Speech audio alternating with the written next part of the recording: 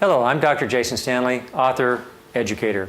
I lived in Southeast Asia for 7 years and have seen enormous growth, recently in design and art.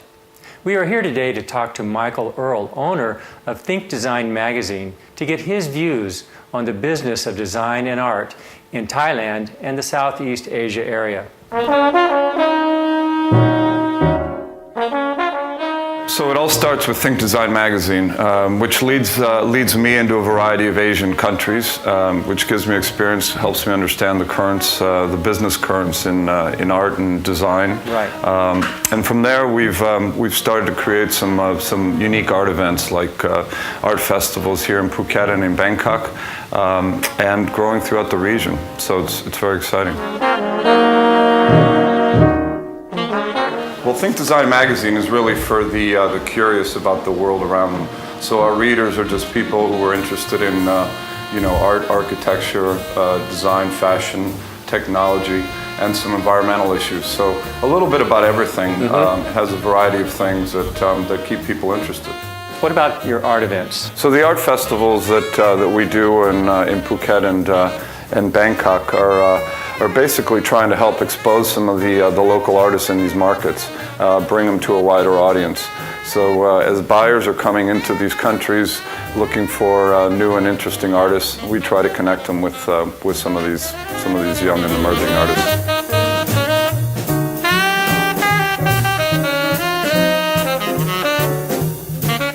The reason Asia is such a hot market is the rapid wealth accumulation that's happened in some of these countries. Some of these people are looking for alternative investments, other things to do with their money. And one of those has really become art. Right. So Hong Kong and Singapore have been flooded with Chinese buyers looking for art. I always remember hearing the stories about a place and time that was just going through this phenomenal change or was really hot. You always hear about it afterwards, and this feels like for once I happen to be in the right place as that change is happening.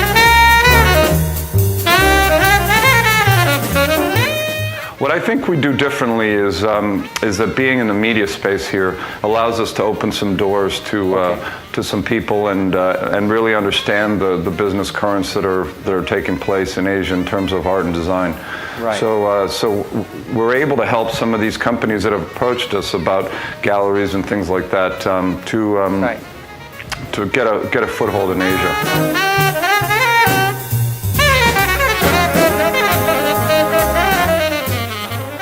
Michael, what kind of companies would benefit from your expertise? Well, luxury brands with a design focus and art and design companies are really what we do, because knowing the currents, the business currents of what's happening in those general areas really allows for us to help them to build their brands here in Asia.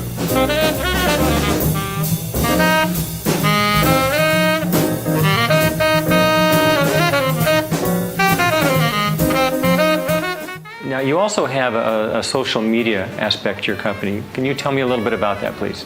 Well, our social media company is called Think Social, and the idea really is to take our magazine clients and our magazine readers, and also these various companies that we're assisting, and between those three pieces, try to interconnect them through social. Right. What would you say to a company who's entering into Asia in design and art space? Well, I think there are times when there's a feeling of bring your second-rate goods here or bring the art that you can't sell in Europe. Yes.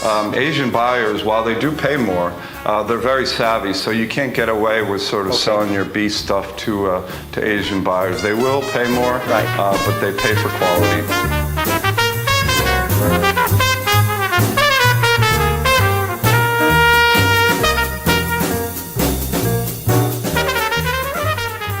What country would you suggest looking at for that explosive, exponential kind of growth if I was a new company coming into Asia? Okay, well, I think in terms of countries growing and growth, the first phase was the original Asian tigers, as some people call them, was China and India. And then soon thereafter came a second wave, which was Hong Kong, Singapore, South Korea, and Taiwan. Now, those countries, with 6% of the population, actually achieved about 50% of the wealth which is an incredible statistic. And as those countries continue to expand, the next wave is something we're really excited about, which is the countries of Indonesia, obviously Thailand here, Malaysia, and finally the Philippines. So I think that's really where the next wave will take place.